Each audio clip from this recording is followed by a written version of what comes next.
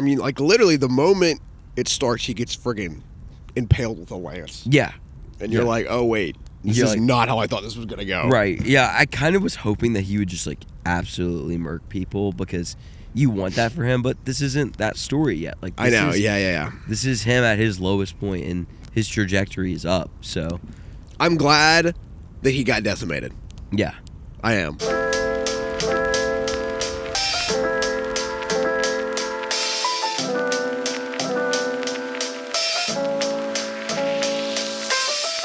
All right, guys. We've been watching Night of the Seven Kingdoms. This is our 5th episode. I've been watching the first 4 episodes, and the whole time I've been thinking, I wonder how good of a fighter Dunk really is. Because you kind of don't think that Sir Arlen and Pennytree is any good at fighting. Which... I mean, you know that he's capable enough to stay alive for however long in Westeros, but, like, you don't think he's all world. No one knows who he is. And you don't really see Dunk fight for, like, 4 full episodes. You get, like, little hints at it. So, going into this episode, I was thinking either he's going to be very good or he's going to not be that good. I was wrong on both accounts. He was horrendous. He's terrible. I don't even know how he has survived this whole time. He's awful. Yeah, it's bad. So, but I kind of liked it. Oh, I loved it. That was a little bit of a spoiler. We didn't really talk about the impact of what that is. So, I don't know. Welcome back to Stole My Line, a Fireside Film Podcast. I'm Grant. I'm Drew. My voice sounds a little bit like sandpaper. I'm sorry, I've been sick, but hey, we're here.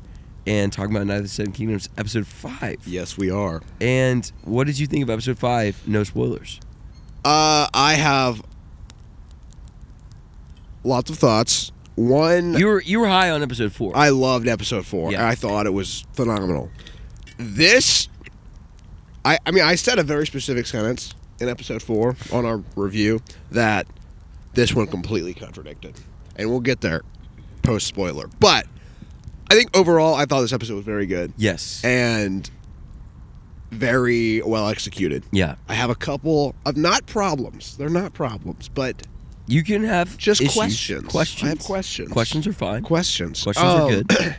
But yeah, I think this episode overall is very good. The ending is equally shocking. Yes. As episode 3 and 4. Yes. So yeah, I'm still very high on this whole thing. Okay. All right. Well, I'm definitely in the same boat. I probably have some similar questions / issues as you do. Yeah. I saw this episode coming. Like, I knew where this was going because there's a lot of things that have to happen in Westeros to get to where Dunk and Egg will end up. And the end of this episode is one of those things that has to happen. So I kind of saw this coming. Also, someone in our comment section, like, completely spoiled the rest of the show. That is true. Also, we haven't read the novella, so, like, we're intentionally going into this blind. So anyway, yeah, I like this episode a lot. It was longer than I thought it would be. Yeah, you texted me before, and like you're like, it's the shortest one yet. I and was then so I look, wrong. I'm like, this is 37 I don't even know where Grant. I read that. You I read that are somewhere. Incorrect. Yeah, I was wrong. But I think I just like spending time with Dunk and Egg is the whole thing. 100%. So, although Egg, not really a part of this episode. Yeah, I've been spending a lot of time with Egg. He just kind of yelled from the stands. Which is fine. No, it's fine, yeah. It's great. So, well, here's a question.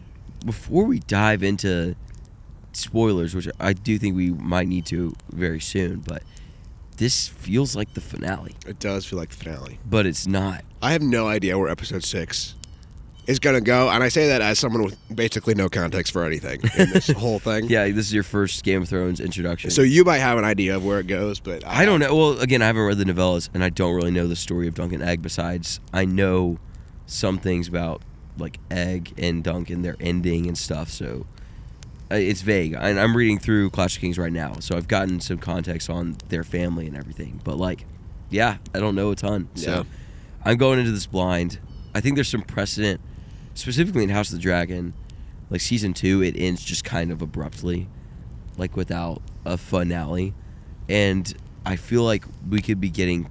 The next episode could kind of be like an epilogue. And I don't really know if that's a good thing or a bad thing. So, yeah, I don't know. So, we'll talk more about that. But anything else you want to talk about before we dive into spoilers? I say we get into it. All right. If you haven't seen episode 5 of A Night of Seven Kingdoms, we're going to talk about it. So, go watch it. It's great.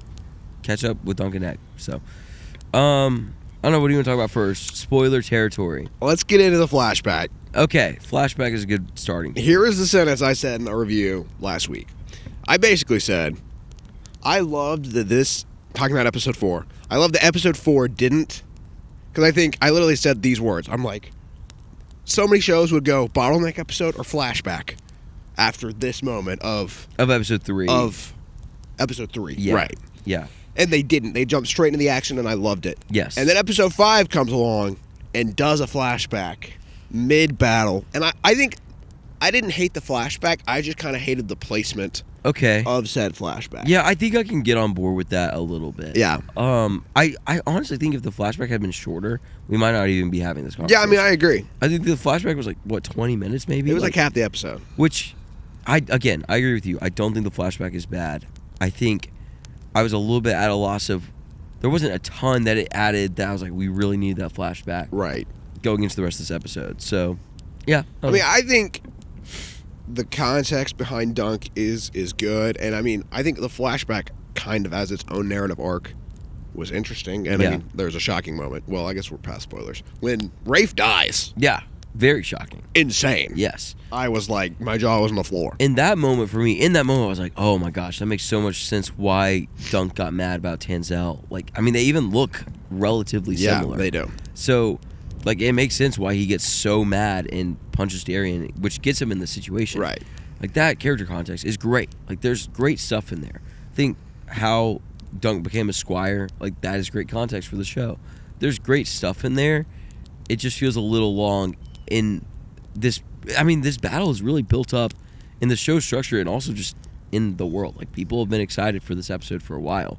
So to take a break, gear shift halfway through, well, not even halfway, like 5 minutes into this battle, kind of feels a little abrupt. But it does feel a little abrupt. Yeah.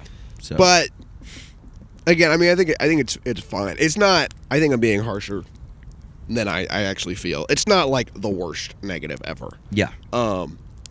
I just think the structuring was kind of weird. I think the actual battle was, just from like a director standpoint, super interestingly shot. Yeah.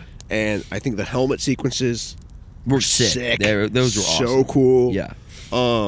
You feel every hit. Yeah. Which is awesome. Like, and I every time he gets hit, I'm like, how is Dunk still standing? And like, that's kind of the point a little bit of just this whole thing. But like, he's just a very tough dude, which is really sick. So I mean, like, literally the moment it starts, he gets friggin' impaled with a lance. Yeah.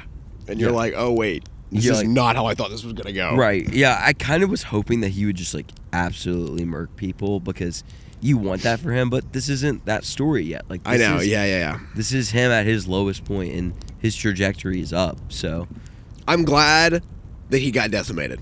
Yeah. I am. Even though, like, I love him as a character, but like... Well, and we all know he's going to live. I mean, there's 2 more seasons, so you don't really feel like he's in danger, but yeah.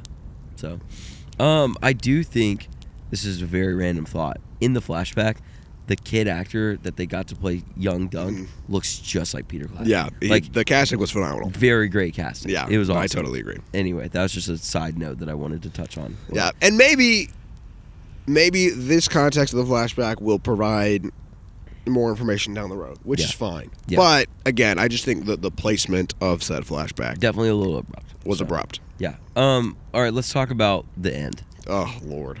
So I saw this coming. I knew this was coming. You did not. I did not. Yeah. Baelor's dead. Baelor's dead. Crown Prince Baelor is dead. Now he has sons. I think it's 2 sons off the dome. I thought he had 1. I think he has 2. I believe he has at least 1 that we've seen in the show, though. So the line of succession isn't like in Egg's court yet. Like, Maekar hasn't gotten succession yet because Crown Prince Baelor does have sons. Well, actually, it might fall to Maekar because Baelor wasn't king yet. So it actually might be line of succession Maekar. I don't know. Y'all correct me in the comments. I think I might have been wrong in my first statement. The line of succession might be coming towards Egg now. So there we go. But I don't know. What do you think of Baelor's death? Is kind of what I'm trying to get at. I mean, very shocking. Yes. He was definitely one of my favorite characters. He was supposed to be the good Targaryen king. I know, and I kind of wanted him and Dunk to, like, have this bond for seasons. But here we are. This is Game of Thrones. So Nope, no bond. good honorable men usually end up dying. So, yeah, That hurts my heart. Except for sucks. Dunk. You can't kill Dunk. Yet. No, we'll have Dunk for a long time. Don't kill Dunk. Don't kill Dunk. Or please. Egg. Egg is great. Yeah. I do think, I mean, again, I saw this coming. I did feel the emotional weight still, which is great. 100%, I mean, yeah. like, commending the team because I saw this coming. If you know Game of Thrones, you know this guy's probably cooked. So, yeah. I mean, it's great. I mean, I knew when he's like, take off my helmet. When he said my hands feel like wood, I was like, oh, here we go. I was like, this is not good. Yeah. And I mean, it's kind of inferred that, his brother Maekar killed him. Like, it was his hit that, like, he kind of killed his brother to get the line of succession to go towards him. So, crazy stuff. Crazy. Yeah. Which, yeah, I do think I was wrong. The line of succession would fall to Maekar because his dad is still alive. Yeah. So, crazy stuff. But, here we are. So, yeah. Completely other side tangent. Lionel looks freaking sick in the fog, dude. Oh, yeah. With his antlers, I was like, oh my gosh. I mean, even though, like, it's super muddy, and honestly, this whole fight is kind of just gross, it looks so good. Like, and here's a it is question. so sick. Yeah. I listened to like half of the podcast. Oh, the HBO The podcast. HBO podcast. Yeah. And they were like, you don't really know about any other men. Yeah. Any of Dunk's men or Arians because you're focused on Dunk. Do you like that, or would you rather have had... I mean, I like the visceral, very POV feel of this fight, as opposed to like I think kind of an overhead view of everyone.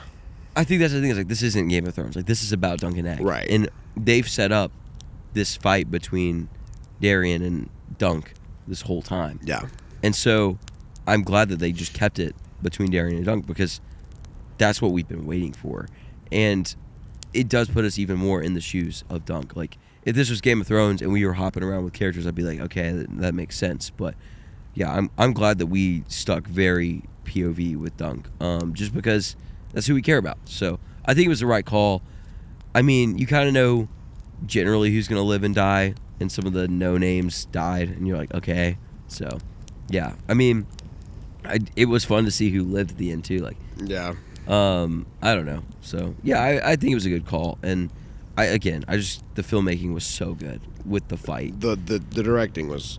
And the silent moments and stuff were great. So I think it was super original when it came to yeah, combat. it felt unlike any other Game of Thrones fight scene too. I mean, Battle of the Bastards maybe a little bit with just the grime of it all, but like Battle of the Bastards is huge, and this is just a different scale. So I don't know. This felt very original in the Game of Thrones universe too. So yeah, but what else do you want to talk about? Anything else? Henry Cavill. Oh gosh, yeah. Rumored to be in season 2. Yeah, this is potential spoiler, I guess. Well, if you keep up with this at all, you've seen the clip. You've seen the clip. Is it Dexter who says it? Yeah, Dexter says it. And which is like adorable. I want it so bad. It would be sick. Because if you love fantasy anything, you just know Henry Cavill is like the man. Like, well, I think he cares so much about he does. fantasy as a whole. Totally. And I mean, what The Witcher did to him is so sad because The Witcher source material is also great. Like Henry Cavill was Geralt, and so for him to not be in that anymore, to kind of be screwed over a little bit by the producers, however much you want to read into that, like I kind of want him to have his own show somewhere where he can really do it justice. I don't know. So I mean, if you heard too, like he reached out to Brandon Sanderson about being in Stormlight Archive adaptation and stuff too. So like he loves this stuff. He is like just a big buff 6'6" nerd. Seeing him in Westeros would be so awesome. It would be pretty awesome. I hope that because Peter Claffey said, "Oh, he's not going to be in season 2." I hope that's just a cover and he's in season 2. Yeah. Like I want it to happen so bad. And I hope they keep it a secret and the reveal happens in the show because it would be so awesome. You don't even want like any promo or trailer. I want for zero it. promo or trailer. Okay. I want to sit down and I want Henry Cavill to appear on my screen. I just want to be like, yes, somebody did something right. We'll get a live reaction of Grant. And like, there's no way Henry Cavill is not watching A Night of Seven Kingdoms Right, and loving 100%. it. Like, yeah. right now, Henry Cavill, if you're watching this, let us know. If you like comment down below, Henry. Henry, please. Because you totally watched Stole My Line. Totally. If you want to come on the pod, hit us up. But yeah, bro. We will come to you. Also, this feels like what he would be in a little bit. I totally agree. Like, yeah. I don't think he would fit in Game of Thrones, but I do feel like he would fit in Night of Seven Kingdoms. So I'd love to see him. Please make it happen if you're an HBO higher up. So and you watch our podcast. Yeah. Okay. Episode 6, the finale. Episode 6. What do you think, like, spoiler-wise, is going to happen? Like, do you think this is going to be an epilogue, or do you think we have some hidden finale, quote-unquote, that we're still going to get into? I think it is going to be more epilogue. Yeah. I think a bigger finale has the possibility of feeling cheap just because we've built to this moment of episode 5. Yeah. The whole time. And, I mean, I think, again, you really only have 30 minutes. Yeah. And there's enough loose ends to tie up that it's like... Yeah, we need to set up where Dunk and Egg are going to go next, exactly. and like how they get from point A to point Yeah. B.